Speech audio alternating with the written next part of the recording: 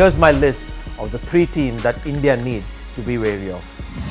The first team that I pick is England, which shouldn't surprise anyone because the kind of cricket that they're playing off late, any opposition would be slightly worried. But the problem that India will face with England is that they just play in one gear.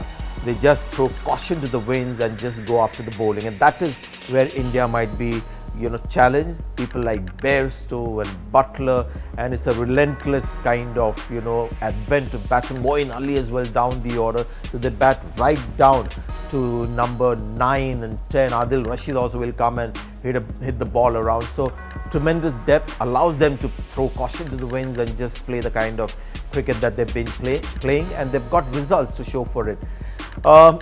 The problem with India would be more when India is batting first, when they have to bat first, because when they start batting, you're worried about the kind of target that you want to set for England, because they've been chasing down 375, 400 runs as well.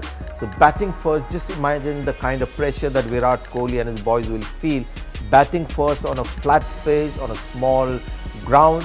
What is the target that you need to set for this very dangerous England team? So England, one of the biggest threats for India in this World Cup.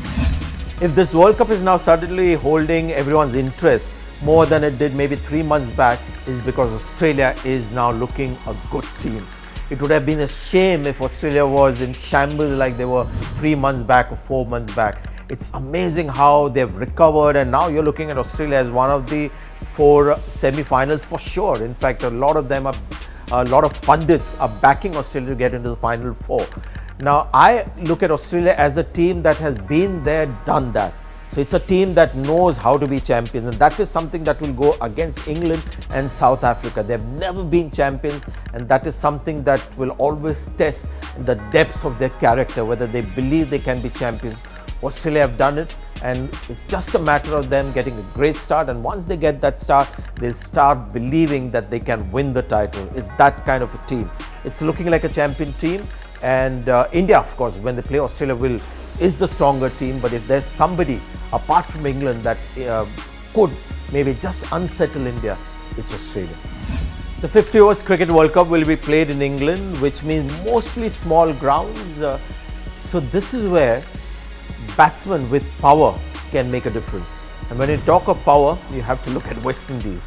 And with Chris Gale's comeback against England, where he got 200, and the kind of batting that we saw from him, suddenly West Indies becomes a dangerous side. I don't think it's as foolproof or as rounded as, say, England or Australia. But if Chris Gale gets going, he's just going to upset all calculations. Andre Russell also, if he plays like India saw in the World T20, how he just completely changed the complexion of the game. So in England, on a flat pitch, West Indies can be dangerous because they have the power game. Their seam bowling attack is pretty good. Jason Holder is a very calm, sensible leader. They've got a bit of variety with spin as well. As I said, not an all-round solid unit, but just the power game that they possess. They're going to maybe spring a few surprises through the tournament, and India will be hoping that it's not against them. So watch out for West Indies. Don't forget to like, share, subscribe, and leave your comments in the comment section below. Click on the bell icon for notifications.